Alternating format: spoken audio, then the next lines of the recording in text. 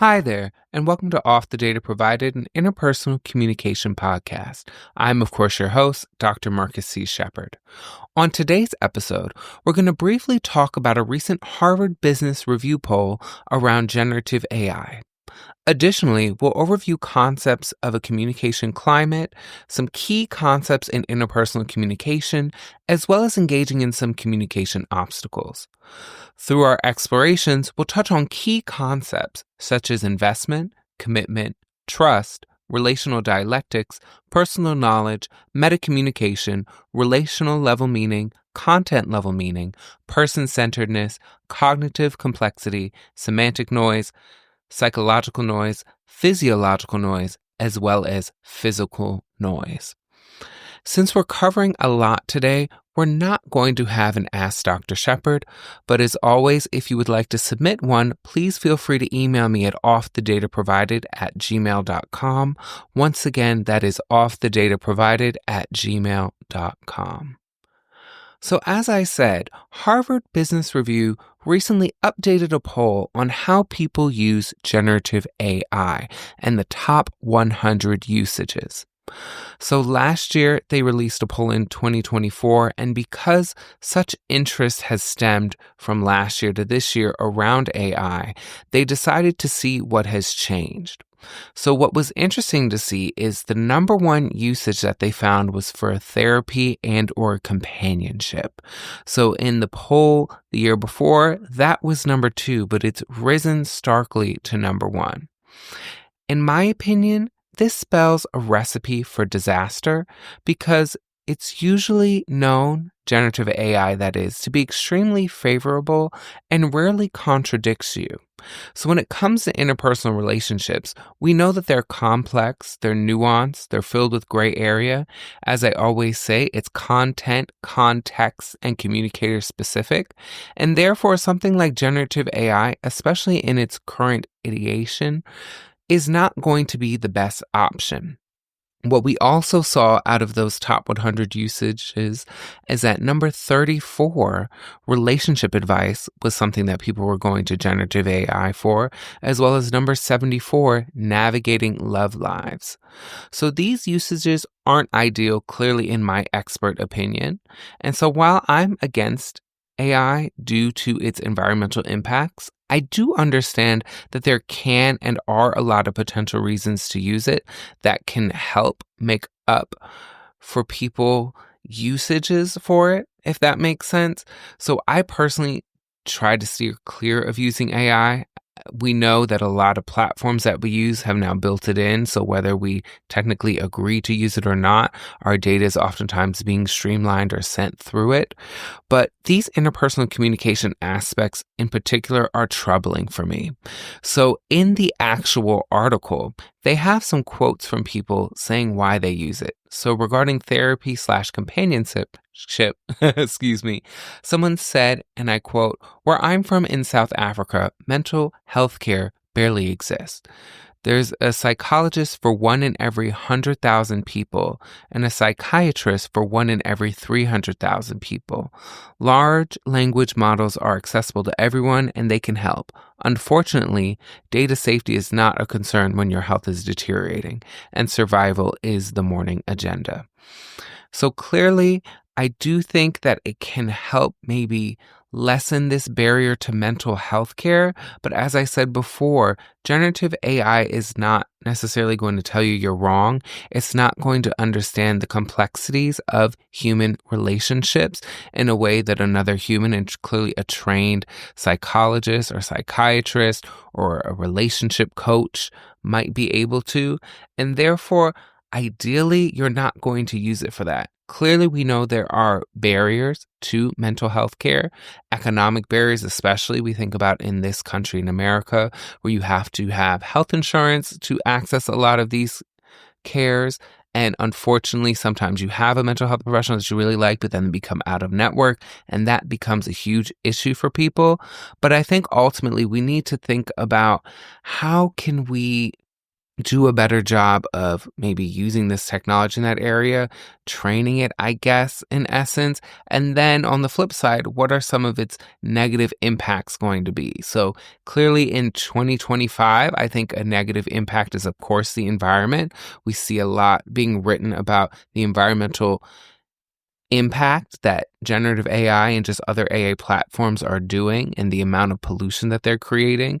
So that is very wary for a lot of people. But additionally, coming from it from my own interpersonal communication background, as I've stated, it's nuanced, these engagements. And so especially as these computer platforms are learning the nuance, there's going to be a lot of hiccups on the way. You might be given bad quote unquote advice or mental health suggestions. And what happens then? Who's going to be held accountable? Usually, when you go see a medical health professional, there is some type of liability at play. What is the liability when it comes to generative AI? This is something for people to think about who are using it for these aspects. I think therapy is really a gray area. When it comes to just companionship, that is really sad or saddening for me. I feel really, down when I hear that people are going to AI to find companionship because they're unable to find it offline, or they're unable to create those connections, maybe because they don't have those tools to really foster and build companionship as they are adults. So I know I always jokingly say to people that I'll forever have a job because people always need to learn how to communicate. And in essence, it's true. Clearly, generative AI is coming in trying to help people with this, and people are going to it for that reason. But I don't think it's actually going to do a great job of that. Human connection, it is unique. It is different, as we've already explored throughout this podcast, and we'll explore on today's episode. So I think this article is a warning sign, in my opinion, about how we are trying to create kind of linear solutions to more complex and nuanced issues, especially in our interpersonal communication endeavors. So hopefully through listening to this podcast, maybe reading some of the articles or books I've mentioned, that you're building some skills that you hopefully won't need to go to generative AI to figure out. So with that said, as I previewed before, we're going to talk about a communication climate. So when it comes to a communication climate, this is the overall mood between people that is usually formed through both our verbal and nonverbal exchanges. So the four main influences on this communication climate are going to be investment, commitment, trust, and our own comfort with relational dialectics. When we think about generative AI, what is that communication climate that you fostered with this platform? There are a whole bunch of platforms that are coming online each day, each week, each month. So which one do you select? How do you know that it's going to be one that you're going to be invested in, or it's invested in you, that there's a commitment, that there's a trust? You don't. So that is my pushback and hesitancy with this technology. And so when we look at investment is what we put into a relationship. So different types of investment are clearly our time, our energy, our thoughts, feelings, and material goods such as money and gifts. And the only way to realize that ROI, that return on investment in your relationship, is to stick with it. So if I create a new friend, let's say this week, and I'm looking for a return on my investment quickly, I'm probably not going to get it from a brand new friend. Meanwhile, if I think about all my close best friends who I've known for a decade plus, most of them at this point, I have a huge ROI. There's a huge return on this investment that I've invested my time, right, over a decade. Energy, thoughts, feelings, being up late or waking up early to have phone calls to counsel one another. So we are getting that reciprocated return on investment. And so what's also important to note is that no one's a perfect communicator. So when you realize that there are signs of potentially a lack of investment from your part or the part of the other person that you're trying to engage with, it can be beneficial to maybe confront that issue and bring them to the table and say, hey, I feel like there's a lacking of investment from you. or I feel like I'm not investing as much as you are in this relationship, and figure out how you can reorient your relationship. As I've talked about before, Janine, aka Dr. Anderson, and I do a great job where we do these friend check-ins, which are around investment. How am I showing up? Are we talking enough for your pleasure? Are we seeing each other enough? Am I not doing something that you think I should be doing? And it allows us to reinvest and revigorate our relationship. Sometimes relationships fall by the wayside, especially platonic relationships, because investment just dissipates.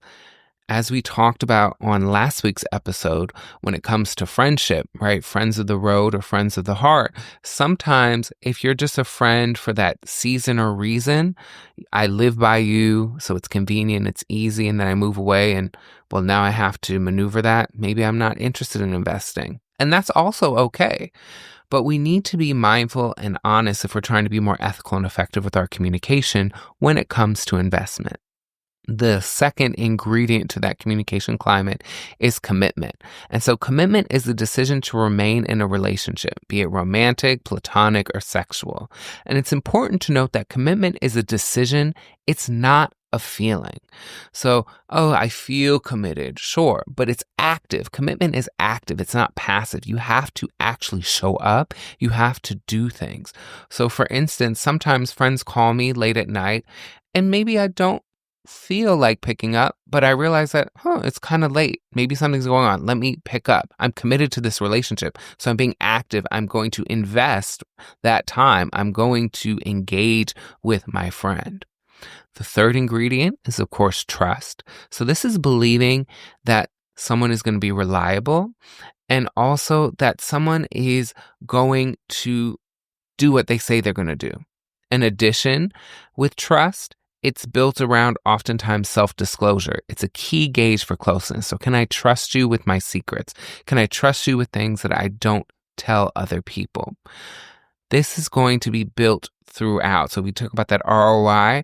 You're probably not going to super trust someone you just met, but slowly through incremental self-disclosures, you are going to build trust. And we know that self-disclosure is when you reveal information about yourself to others that he, she, or they are unlikely to discover in other ways. And self-disclosure we know can be beneficial because it's cathartic. It provides a space for affirmation. It allows yourself to learn more about yourself because you have to translate what you're saying so that the person can understand it. And oftentimes through that translation process, you learn more about yourself. And we oftentimes know that it's reciprocated. So if I share something with someone, they oftentimes in return will share something with me. And that's how we build that trust over time.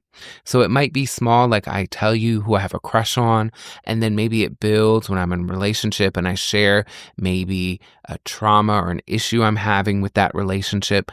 They build, they're incremental. You just don't go all in with usually any interpersonal relationship. On the flip side, we know that self-disclosure can be risky because someone maybe won't accept what you've revealed. So maybe you revealed a trauma that you have and someone tries to deny that trauma or say, well, that's not really what that is. It can be harmful to others. So maybe you're revealing to someone that they did something to you that hurt them, and that in turn hurts them because ideally most people aren't trying to hurt other people. And we also know the biggest risk that most people associate with self-disclosure is that some people might use that information that you disclosed against you. So if you have a falling out with that person, that maybe they share your business with other people. And then lastly, it's that comfort with relational dialectics. And so relational dialectics are opposing tensions, so those pushes and pulls that occur in any relationship. So the most common tensions are going to be autonomy versus connection, novelty versus predictability, and openness versus closeness. So autonomy versus connection is that need for your own space versus being together. Novelty versus predictability. Novelty, doing something new, versus predictability, that familiar rhyme and routine. And then openness versus closeness, so things I share with you versus things I don't want to talk to you about. So we know that those make up a communication climate. So the more that you're comfortable with those tensions in a relationship, the more you trust someone, the more you are committed, the more you invest, the better or healthier your communication climate is going to be. And when it comes to those dialectical tensions, we know that people either negotiate them in usually 4 different ways. So there's reframing, where you redefine contradictory needs as not in opposition. So for instance, autonomy versus connection. Maybe I reframe the fact that I need my me time so that when we're connected, I can be fully present and not on my phone. We have separation, where you assign one dialectical need to a certain sphere of interaction. So maybe when it's novelty versus predictability, maybe when it comes to restaurants, we are predictable. We go to the same restaurants, we order the same things. But when it comes to going to movies, novelty. We're going to see new things. We'll see genres that maybe we don't readily see. We just like going to the cinema. So we'll just see a bunch of different things. We also have selection, where you prioritize one dialectical need and neglect the other. So this oftentimes happens in new romantic relationships when it comes to autonomy versus connection, where you're going to just select the connection. You're going to be with each other all the time, 24/7, laid up with each other. And you're going to neglect that autonomy, that me time that everyone needs. And then we have neutralization, where you negotiate a balance between the two dialectical needs. So if I think about openness versus closedness, clearly at the beginning of any interpersonal relationship, you're trying to open up. You're trying to share things, so through that self-disclosure, but it's a balance between those. So maybe I'm going to open up about, if I'm dating someone, my dating past, my friendships, but maybe my family is off limits until things get a little more significant. Maybe we make it official. And then those are deeper things that I want to talk to you about. So I'm negotiating that tension where I am going to be open and self-disclose. There are certain things I'm not going to disclose until things get more intimate with us. So that is forming a communication climate. And so even just talking through the communication climate, we can see how complex and how nuanced that is. Therefore, when I think about generative AI, I'm going to keep going back to that and why people are using it, it becomes difficult for me, from my point of view as an academic that studies interpersonal communication, that one would use software. Sure, it can look up these terms and it can kind of spit it out in a robotic way, but it's not going to pick up necessarily on the nuances that we pick up on through communicating face to face, through maybe even online communication, if it's a FaceTime, a video chat, where I can pick up on some of those nonverbal cues and maybe probe you in a way that generative AI might not be able to. So when it comes to other interpersonal communication key concepts that are related to this, we have personal knowledge. And so personal knowledge is a process that grows over time as people communicate interpersonally and continue to disclose and build ties through trust. So clearly your personal knowledge is going to grow as your investment continues. So I think about my closest friends. When I first met them, I didn't know a lot about them. I knew we had similar things in common. I knew that we had similar likes or dislikes. And as time moves on, I've gained that personal knowledge, right? That history, our relationship history, where they've self-disclosed, they've shared things about their other relationships with, be it friends or romantic or familial relationships, coworker relationships. We've created our own experiences that have aided and created even more knowledge and more of a base for us to build our foundation of our relationship from. Another key concept is metacommunication, and this is going to be really important and something I've referenced before and will continue to reference throughout this podcast. Is metacommunication is just communication about communication, where you talk about words and nonverbal behaviors. You can kind of increase one's understanding by checking on our understanding. So can you see why I'm confused? Does this make sense? When I say this, this is what I mean. Do you get that? Using different slang, maybe inside jokes, inside phrases, made up words. This is all forming from metacommunication. And so it's going to be important to have these metacommunication check-ins with people. Of course, we don't always practice this, but as I shared earlier, Dr. Anderson, Janine, and I do a great job of this. I also do a pretty good job with other friends about where I check in and say, hey, how, just the health of our our relationship? And with that, is that metacommunication? Are we talking as frequently as you would like? Are we maybe talking too frequently? I reference in my book, Midnight Musings, the first iteration that's on interpersonal communication on social media, about how all of my friends like to communicate differently. So Zamir is a perfect instance where I can text him things and he'll get back usually within a day or so. And then we'll get on the phone and we'll talk for an hour or two and really unload. But between those monthly or every 3-week not really video calls because he hates being on a video call, but phone calls, we kind of stay in touch via social media and texting. Then I have Darius, who I'm literally on the phone with almost every day for hours on end. We joke that we're each other's coworkers in a sense because he works from home.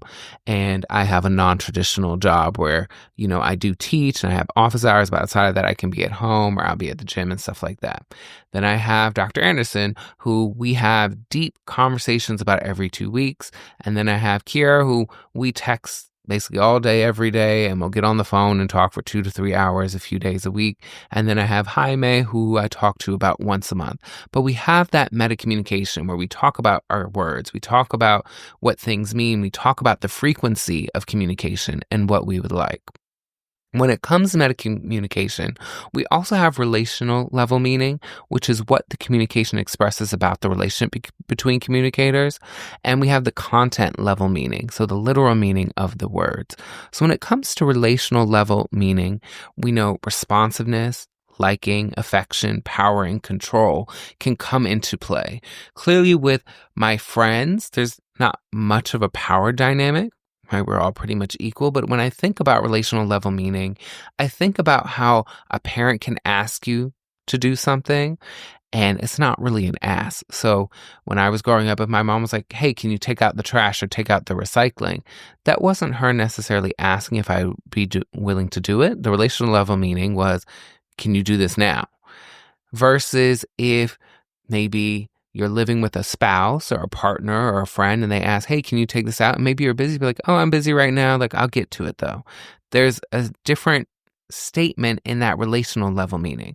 Or if a boss asks if they can come in to your office, they usually are kind of telling you, hey, I want to come in, I'm going to close the door and talk, right? But hey, can I come in? There's a power dynamic at play. Where if a coworker asks that they can come into your office and you don't feel like talking, be like, oh, I'm busy right now. I'll come to your office when I'm free, right? We can see that while the literal meaning of the words, hey, can I come in, is the same, there's the relational level meaning that is different. Additionally, when it comes to these key concepts, there is this idea of person-centeredness. So person-centeredness is when you can perceive a distinction between people and can adapt your communication to particular individuals. So when I think about generative AI, I know that it's improving its person-centeredness where it can perceive distinctions between people, but I would argue that it probably isn't as great as a lot of these trained professionals. We know that one size does not fit all. We know that there are 100 solutions to one problem, right? This isn't necessarily algebra where there's one answer. There can be a whole host of answers to the problem that you're having.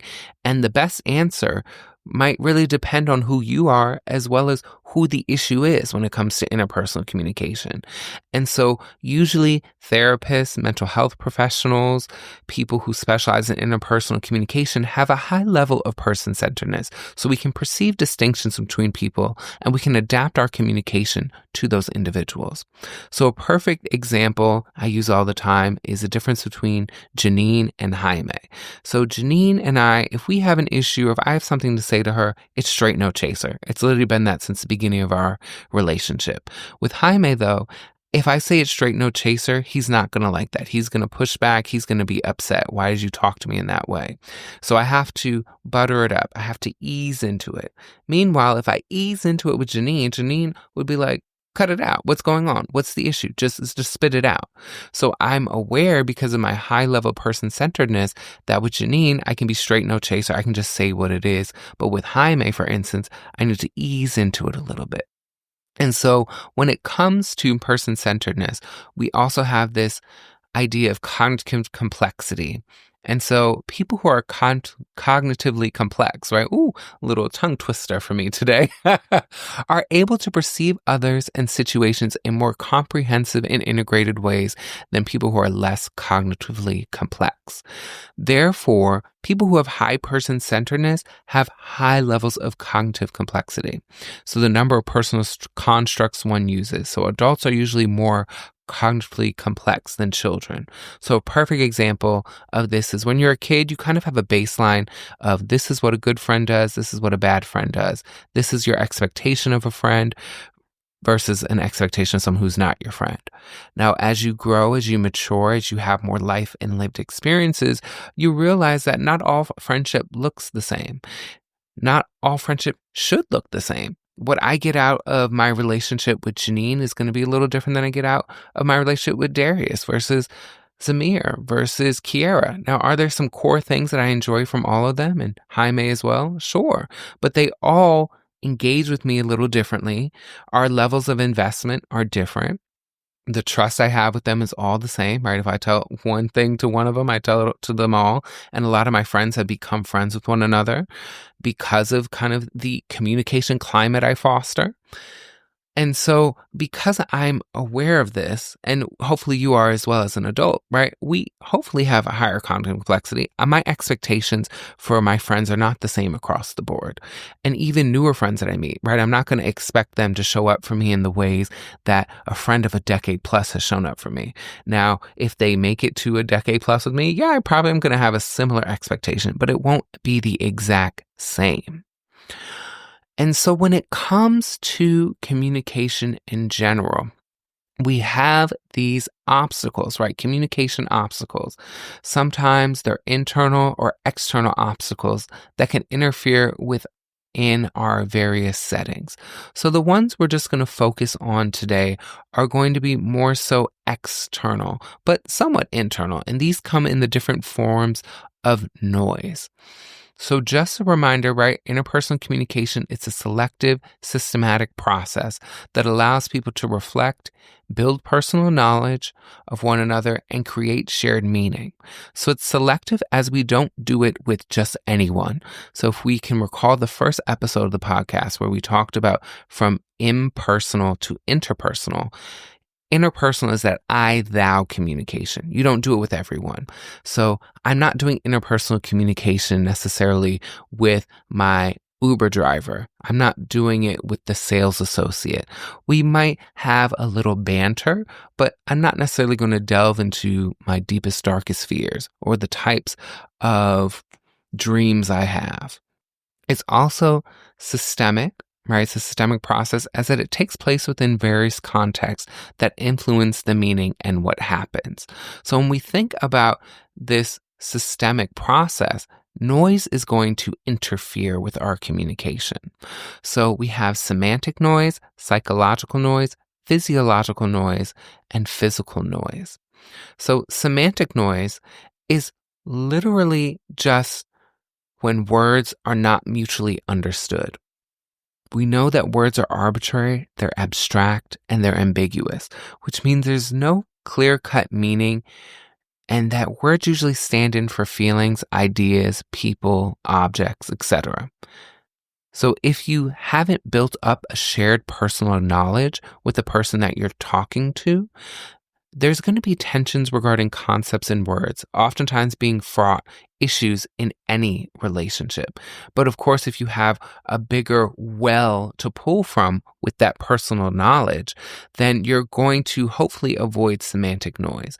But a real easy way to avoid this issue is to just provide examples. So I always share with my students something that always happens in romantic relationships is sometimes someone says, I don't feel like you love me. Well, what does that mean? The word love is a very ambiguous, it's arbitrary, and it's abstract. Because when I say I love you to my mom, that means something different than I love you to a close friend, than I love you to a potential romantic partner than maybe I love you to just a sexual partner. They all mean different things. So when someone says, I don't feel like you love me, well, then define that. What is it that I don't feel from you? And we've talked about love languages before, and oftentimes it boils down to the fact that the person is not speaking whatever your primary or secondary love language is, and therefore you don't feel loved. But if you just say, I feel like you don't love me or you don't care for me, well, provide them examples, provide them opportunities to see where there's a disconnect. We also know that psychological noise is usually body distractions. So this is when something internal impacts your engagement. So this is going to be maybe you have a bad headache, you're hungry, you're suffering from fatigue from a workout, or a host of other physical ailments that make it hard for you to fully engage in the context that you are in. So I know I'm famous for if I have physiological or psychological, and we'll talk about that after this. If I have those types of noises going on, a friend calls and they really want to have a deep conversation, because I'm confident in who I am and what I bring to the table, I let them know. I famously did this recently where a friend was going through a bit of a crisis and said, hey, I just got home. I haven't eaten anything all day. I'm super tired. I'm stinky. I went to the gym. Let me take a shower. Let me eat something. And then let me call you back so we can really get into this. And the person understood. I wasn't going to be my best self on the phone call, and I probably would have irritated my friend more than actually helped. So if we can identify this bodily distractions that you're feeling or these internal thoughts, that psychological noise, then that is going to help you better improve that communication situation, that communication environment that you are fostering. So psychological noise are those internal thoughts. So these affect how we interpret communication with others, and it consists of distractions that we feel, usually when we're preoccupied with our own thoughts, our own feelings, our own problems. And I'm having my own internal dialogue while you're trying to talk to me, so I might miss something. And then, of course, lastly, we know physical noise. So this is noise made by the surrounding area, maybe the lighting, it's too bright, it's not bright enough, the temperature, it's too hot, it's not hot enough. Perfect example, if I'm trying to have a really deep conversation with a friend, I'm probably not going to have it with them in public, walking down a busy street during rush hour, where cars are beeping, honking, there's a lot of people walking home from work.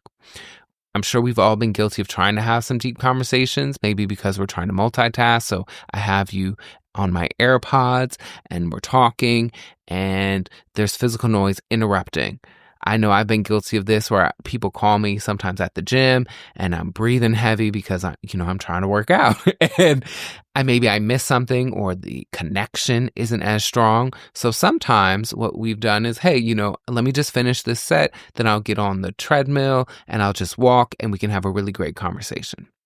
Perfect. Or I know, for instance, last year, I had something happen and I called Kiara and she was at a birthday party and she was like, well, give me a few minutes and I'll step out and I'll call you back.